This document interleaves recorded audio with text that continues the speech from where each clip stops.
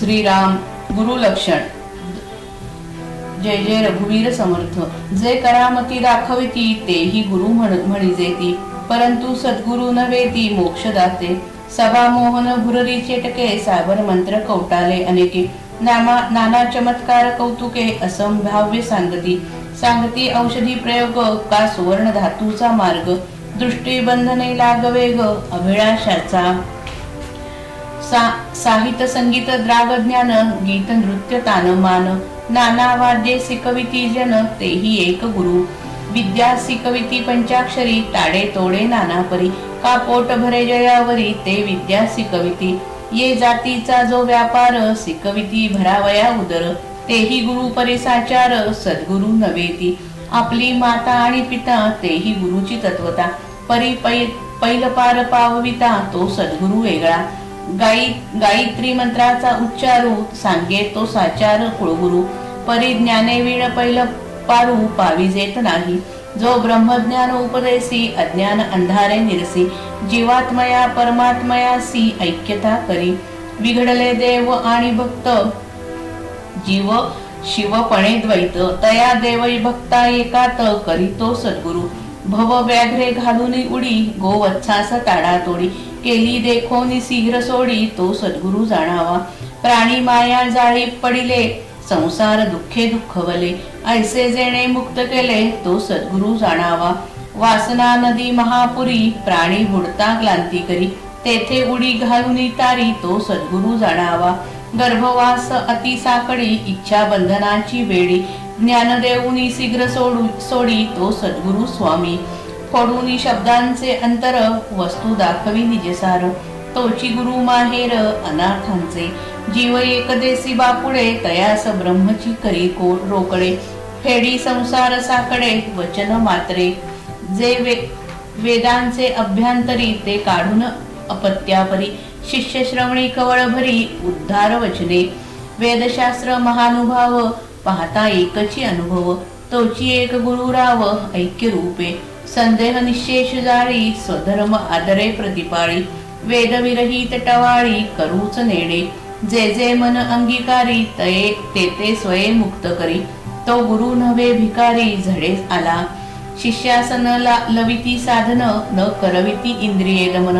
ऐसे गुरु अडक्याचे तीन, मिळाले तरी त्यजावे। जो कोणी ज्ञानबोधी, समूळ अविद्या छेदी। इंद्रिये दमन प्रतिपादी, तो सद्गुरु जाणावा। एक द्रव्याचे विकिले, एक शिष्याचे आखिले। अति दुराशेने केले दीन रूप। जे जे रुचे शिष्यामनी, तैसीच करी मन धरणी। ऐसी कामना पापिणी, पडळी गळा। जो गुरु भीड सारू, तो अधमाहून अधम थोरू। चोरटा मैंद पामरू, द्रव्य भोंदू। जैसा वैद्य दुराचारी, केली सर्वस्वे बोहरी। आणि सेखी भीड करी, घात घेडा। तैसा गुरु नसावा, जेणे अंतर पडे देवा। भीड करून या गोवा, घाली बंधनाचा। जेथे शुद्ध ब्रह्मज्ञान, आणि स्थूळ क्रियेचे साधन। तोची सद्गुरु निधान, दाखवी डोळा। देखणे दाखविती आदरे, मंत्र हुंकिती कर्णद्वारे। इतकेच ज्ञान ते पामरे, अंतरली भगवंता। बाणे तिहीची खूण, तोची गुरु सुलक्षण। तेथेची रिघावे शरण, अत्यादरे मुमुक्षे। अद्वैत निरूपणे अगाध वक्ता, परिविषयी लोलंगता। ऐसिया गुरुचे निसार्थकता, होणार नाही। जैसा निरूपण समयो, तैसेची मनही करी वायो। कृतबुद्धीचा जयो, झालाच नाही। निरूपणी सामर्थ्य सिद्धी, श्रवण होता दुराशावादी। नाना चमत्कारे बुद्धी, दंडळू लागे। पूर्वी ज्ञाते विरक्त भक्त, तयासी सादृश्य भगवंत। आणि सामर्थ्य ही अद्भुत, सिद्धीचे नियोगे। ऐसे तयांचे सामर्थ्य, आमुचे ज्ञानची नसुदे व्यर्थ। ऐसा सामर्थ्याचा स्वार्थ, अंतरी वसे। निशेष दुराशा तुटे, तरीच भगवंत भेटे। दुराशा धरिती ते बोखटे, शब्द ज्ञाते कामिक। बहुत ज्ञाती नागवली, कामनेने वेडी केली। कामना इच्छिताच मेली, बापुडी मूर्खे। निशेष कामना रहित, ऐसा तो विरुळा संत। अवघ्या वेगळे मत, अक्षयी ज्याचे। समासाच्या आरंभी गुरु आणि सद्गुरू असा फरक करून गुरु सद्गुरू होऊ शकत नाहीत हे सांगतात. काही माणसे मोठ्या विलक्षण क्रिया करून दाखवतात, त्यांनाही गुरु म्हणतात, परंतु मोक्ष देणारे सद्गुरू ते नव्हे. माणसांच्या समूहाची नजरबंदी करणे, चेटूक करून भुरळ पाडणे, साबर मंत्र व कवटाळे हे नाथपंथीयांचे मंत्र प्रयोग करून चमत्कार करणे, अशक्य वाटणाऱ्या गोष्टी शक्य करून दाखवणे, अनेक वनस्पतींचा व रसायनांचा औषधी प्रयोग सांगणे, इतर धातूंचे सोने बनवण्याचा मार्ग सांगणे, नजरबंदी करून ताबडतोब इच्छा पुरवण्याचा मार्ग सांगणारे असे लोकही गुरु समजले जातात. श्री समर्थांनी येथे भारतीय समाजाच्या मोठ्या दुखण्यावर किंवा रोगावर बरोबर बोट ठेवले आहे. जो आत्मज्ञानी असतो व ते ज्ञान आपल्याला देतो तो खरा गुरु. शिवाय भारतामध्ये एवढे थोर ज्ञानी महात्मे होऊन गेले तरी सामान्य माणूस अजून जो वरील चमत्कार करतो त्याला साधू किंवा ज्ञानी समजतो. भारतीय समाजातील हा गैरसमज मोठा शापच आहे. साहित्य, संगीत, राग, ज्ञान, गायन, नृत्य, तानपलटे, अनेक वाद्ये यांचे शिक्षण देणारे लोक एक प्रकारचे गुरु समजले जातात. काही मंत्रशास्त्री मंत्रविद्या शिकवतात, काही गंडे दोरे देण्याचे शिकवतात, काही लोक पोट भरण्याची विद्या शिकवतात. ज्या जातीचा जो व्यापार असतो तो त्या जातीतील माणसांना पोट भरण्यासाठी शिकवतात. तो व्यापार शिकवणारे गुरु खरे, पण सद्गुरू नव्हे. आपले आई बाप एका दृष्टीने आपले गुरुच असतात, पण संसारातून पैलतीराला पोहोचवणारा सद्गुरू निराळाच असतो. आपल्याला गायत्री मंत्र शिकवणारा भटजी हा एक गुरुच होतो, परंतु आत्मज्ञाना वाचून संसाराच्या पैलतीराला जाता येत नाही. ते काही तो देत नाही, म्हणून तो सद्गुरू नव्हे. आता श्री सद्गुरूंची लक्षणे सांगतात. शिष्याचे अज्ञान नाहीसे करून त्याला ब्रह्मपदी बसवण्याचे सामर्थ्य ज्याच्यापाशी असते तो खरा सद्गुरू होय. बाकीची सारी लक्षणे या मूलभूत लक्षणातून प्रकट होतात. जो ब्रह्मज्ञानाचा उपदेश करतो, अज्ञानाचा अंधार नाहीसा करतो आणि जीवात्म्याचे परमात्म्याशी ऐक्य घडवून आणतो तो सद्गुरू होय. हे सद्गुरूचे प्रधान लक्षण होय. हे एक लक्षण असून इतर काही करामती नसतील तर तो सद्गुरू राहतो. हे एकच लक्षण नसून इतर साऱ्या करामती असतील तरी तो सद्गुरू राहत नाही. देव आणि भक्त यांचा वियोग झालेला असतो, त्यामुळे एकीकडे जीव आणि दुसरीकडे शिव असे द्वैत निर्माण होते. तो वियोग आणि ते द्वैत नाहीसे करून देव आणि भक्त यांची गाठ घालून दोघांचे ऐक्य करून देतो तो सद्गुरू होय. भवरूपी वाघाने उडी घालून झडप घालून गाय वासराची ताटातूट केलेली पाहून ज्याला दया येते आणि जो त्यांना त्या वाघाच्या जबड्यातून सोडवतो तो सद्गुरू होय. हा दृष्टांत फार अर्थपूर्ण आहे. गाय म्हणजे ईश्वर, वासरू म्हणजे जीव, वाघ म्हणजे अशाश्वत संसार. वास्तविक जीव निरंतर ईश्वरापाशी असावयास पाहिजे, पण मायेचा किंवा अविद्येचा आघात झाल्याने तो अशाश्वताच्या पसाऱ्यात गुरफटून जातो. अविद्येच्या तडाख्यातून सोडवणारा जर कोणी असेल तर तो सद्गुरूच होय. जीव मायेच्या जाळ्यात अडकतात, त्या कारणाने प्रपंचातील दुःखाने दुखविले जातात, गांजून जातात. अशा जीवांना जो मायेच्या जाळ्यातून सोडवतो तो सद्गुरू होय. देहबुद्धीने व्यापल्यामुळे जीव ममत्व ठेवून अनेक ठिकाणी गुंतून जातो, त्यात तो अनेक दुःखे भोगतो, पण त्याला त्यातून बाहेर पडता येत नाही. तेथे सद्गुरू मदतीला येतो. वासनारूपी नदीला महापूर आलेला असता जीव त्यामध्ये गटांगळ्या खात खात बुडण्याच्या बेतात येतो. अगदी दीनपणे तो मदत मागतो. त्यावेळी तेथे उडी घालून जो तारतो, बाहेर काढून वाचवतो तो सद्गुरू होय. या जगामध्ये राजा असो की रंक असो, प्रत्येक जण सारखे हवेपणाने वस्तूच्या मागे धावतो. जणू काय वासनेच्या प्रवाहामध्ये तो ढकलला जात असतो. वासना कधी थांबत नाही, पण माणूस मात्र पाहता पाहता मृत्यूच्या छायेत सापडतो. म्हणून जबरदस्त अशा वासनेच्या पकडीतून जीवाला सोडवतो तो सद्गुरू होय. वासनेच्या बंधनाची बेडी पडल्यामुळे जीवाला गर्भवासाचे मोठे दुःख भोगावे लागते. आत्मज्ञान देऊन ती बेडी जो चटकन सोडवतो तो सद्गुरू होय. अविद्येमुळे वासना निर्माण होते व वासनेमुळे कर्माचे कठीण बंधन जीवाला अडकवून ठेवते. कर्म भोगण्यासाठी त्याला जन्म घ्यावा लागतो. त्या मूळ अविद्येला ज्ञानाने नाहीशी करून पुढची दुःख परंपरा टाळण्याचे मोठे काम सद्गुरू करतो. अज्ञान नाहीसे करून आत्मज्ञान पदरात टाकण्याचे कार्य सद्गुरू कोणत्या रीतीने किंवा पद्धतीने करतात त्याचे वर्णन ऐकावे. उपदेश शब्दानेच करावा लागतो, पण अर्थ हे शब्दांचे अंतरंग असते. सद्गुरू प्रथम शब्दावरून अर्थाकडे नेतात. परमात्मा त्या अर्थाचा लक्ष्य असतो. तेच आपले सर्वस्व म्हणजे आत्मस्वरूप आहे. सद्गुरू नंतर अर्थावरून आत्मस्वरूपाकडे नेतात. अशा रीतीने स्वस्वरूपाकडे नेणारे सद्गुरू अनाथ जीवांचे विश्रांती स्थान असतात. जीव बिचारा एकदेशी असतो.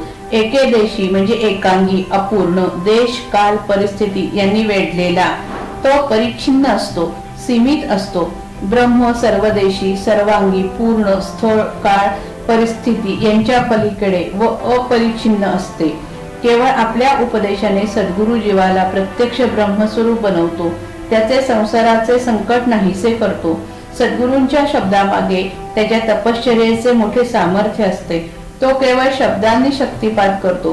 त्याचे शब्द जीवाच्या सूक्ष्म शरीरात घुसतात. जीवाची अंतरंग रचना बदलणे इतका विलक्षण बदल तेथे घडवून आणतात. म्हणून सद्गुरूंच्या शब्दांना फार मोल असते. वेदांच्या अंतरंगात म्हणजे अर्थात उपनिषदांमध्ये जे ब्रह्मज्ञान गुप्तपणे वास करते ते ज्ञान सद्गुरू बाहेर काढतात. लहान मुलाला लहान लहान घास जसे भरवावे तसे ज्ञान सद्गुरू आपल्या बोलण्याने हळूहळू शिष्याच्या कानामध्ये घालतात. त्याला श्रवण करवितात. शिष्याचा अधिकार व धारणा शक्ती पाहून सद्गुरू त्याला आत्मज्ञानाची गूढ रहस्ये सोपी करून सांगतात. वेद असोत, शास्त्रे असोत किंवा थोर सत्पुरुष असोत, या सर्वांचा आत्मस्वरूपाचा अनुभव एकच असतो. ज्ञान या दृष्टीने सर्वांचे आत्मज्ञान सारखेच असते.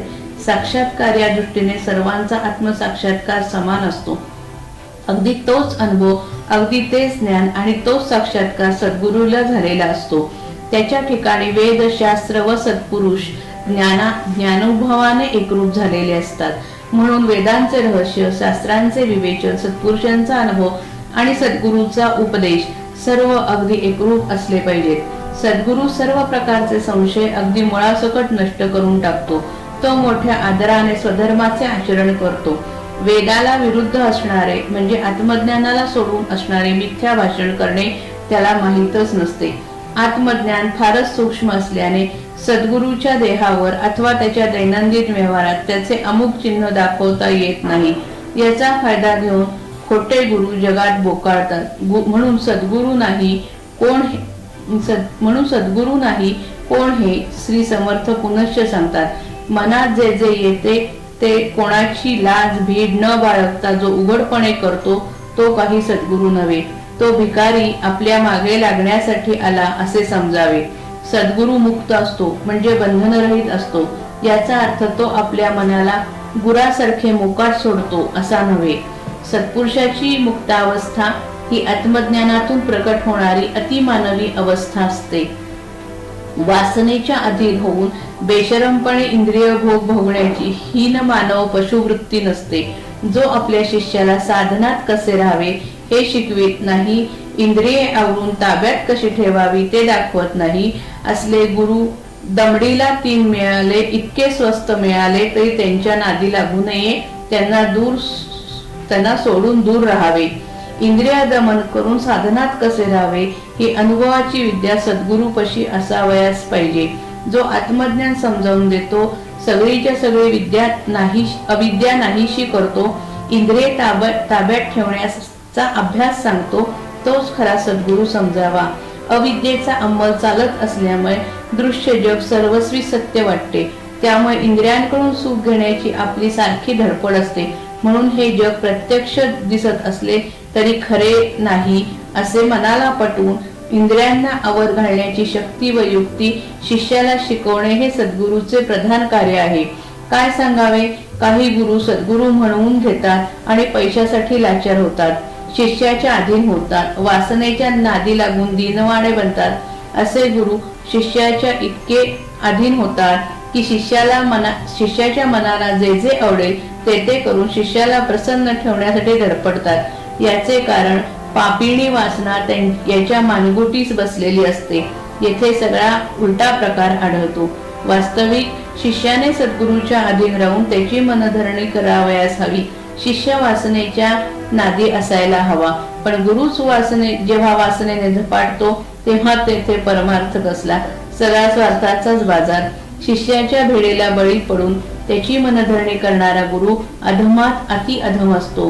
असा गुरु चोरटा, द्रव्याचा लोभी, दुष्ट आणि फसवा व नीच असतो. गुरुबाजीला यापेक्षा आणखी कोणत्या शिव्या द्यावयाच्या शिल्लक आहेत. वैद्यकीचे ज्ञान नसणारा एखादा दुष्ट वैद्य रोग्याला सर्वस्वी नागवतो आणि त्यात पुन्हा भीड घालून शेवटी रोग्याचा सर्वस्वी घात करतो. तसे हे नामधारी गुरु असतात, ज्यांच्यामुळे आपण आणि देव यांच्यामधील अंतर वाढते. आपण देवापासून दुरावतो व जो भीड घालून आपल्याला देहबुद्धीच्या बंधनात अधिकच गुंतवतो असा गुरु नसावा.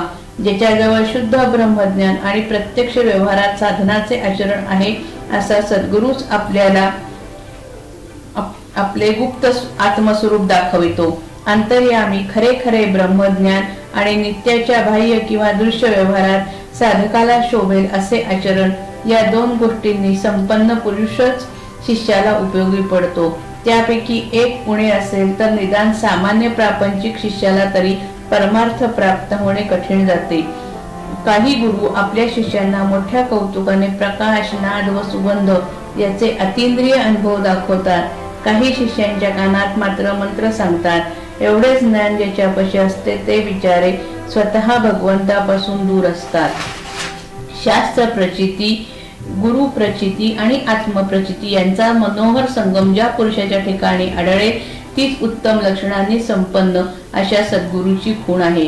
जो मुमुक्षु आहे म्हणजे ज्याला मोक्ष खरोखर हवा अशा जिज्ञासूने त्याला अगदी मनापासून आणि आदराने शरण जावे, त्याच्या चरणी लीन व्हावे. तीन प्रचितींचा भावार्थ असा. उदाहरणार्थ शरद ऋतूमधील पौर्णिमेचा मनोहर चंद्रमा घ्या. वेदांच्या काळापासून अनेक स्त्री पुरुष त्याचे दर्शन घेत आले. आज अनेक स्त्री पुरुष त्यांचे दर्शन घेतात. आपण सुद्धा त्याचे दर्शन घेतो. प्रत्येकाचे मन त्याच्या सौंदर्याने भारून जाते. त्याचप्रमाणे वेदांच्या काळापासून मोठमोठे आत्मज्ञानी होऊन गेले. आजही मोठे आत्मज्ञानी आहेत आणि साधन करून आपणही आत्मज्ञानी होऊ. सर्व आत्मज्ञानी पुरुषांना सच्चिदानंदाचे होणारे दर्शन सारखेच असले पाहिजे. पौर्णिमेचा चंद्रमा दृश्य विश्वाचा भाग असल्याने त्यात कदाचित फरक पडेल, परंतु शाश्वत सच्चिदानंद स्वरूपामध्ये यत्किंचितही फरक होणार नाही. म्हणून श्रुतींमध्ये आणि संतांच्या ग्रंथांमध्ये वर्णिलेला स्वरूप अनुभव, आपल्या सद्गुरूचा स्वानुभव आणि आपला स्वतःचा अनुभव मूलतः एकरूपच असले पाहिजे.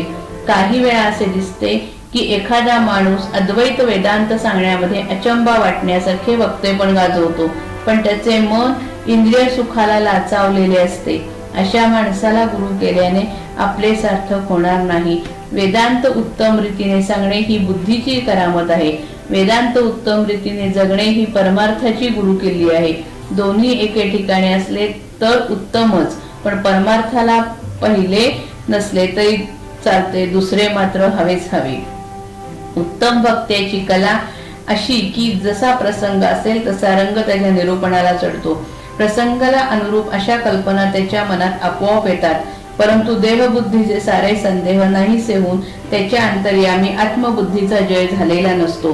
स्वस्वरूपाबद्दल त्याला निश्चयात्मक ज्ञान नसते. आत्मसाक्षात्कार होऊन स्वस्वरूपाबद्दल जे संपूर्ण संशयरहित ज्ञान होते त्या श्री समर्थ निश्चय असा शब्द वापरतात. पुष्कळ वेळा असे होते की निरूपणामध्ये वक्ता आत्मज्ञानाचे सामर्थ्य सांगतो, त्याने प्राप्त होणाऱ्या सिद्धीचे वर्णन करतो. ते निरूपण ऐकून श्रोत्यांच्या मनात भलत्याच कल्पना येऊ लागतात.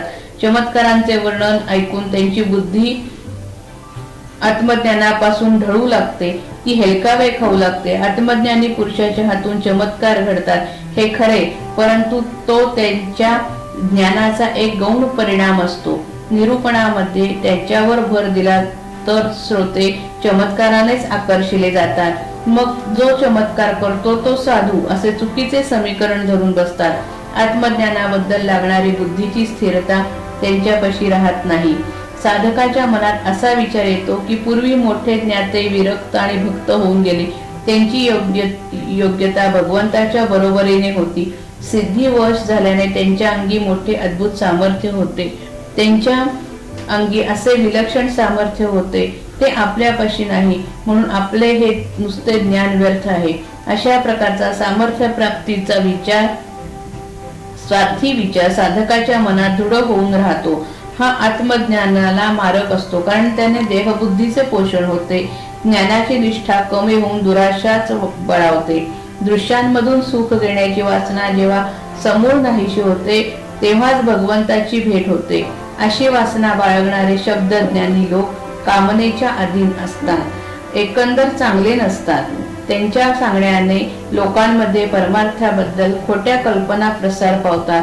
म्हणून श्री समर्थ त्यांना बोखटे असे परम निंदायुक्त विशेषण लावतात. कोणत्या तरी वासनेने वेडी झालेली अनेक शब्दज्ञानी माणसे परमार्थ न साधता फुकट गेली. आपली इच्छा तृप्त व्हावी म्हणून धडपडणारे ते मूर्ख बिचारे काही न कमविता मरून गेले. ज्याला कशाची यत्किंचितही वासना नाही असा संत विरळाच असतो. सर्व लोकांहून त्याचे मत वेगळेच असते. तो नेहमी अक्षय भगवंताबद्दलच बोलतो. संतांची ही एक मोठी खूण आहे. त्याला केव्हाही पहा, कोठेही पहा, कशाही परिस्थितीत पहा, कोणत्याही अवस्थेत पहा, एका भगवंता वाचून, शाश्वत ईश्वरा वाचून तो इतर काही बोलणार नाही, सांगणार नाही, मनात आणणार नाही. मला अमुक हवे असे त्याच्या तोंडून कधी निघणार नाही. अर्थात असा पुरुष क्वचितच भेटतो. जय जय रघुवीर समर्थ. श्रीराम.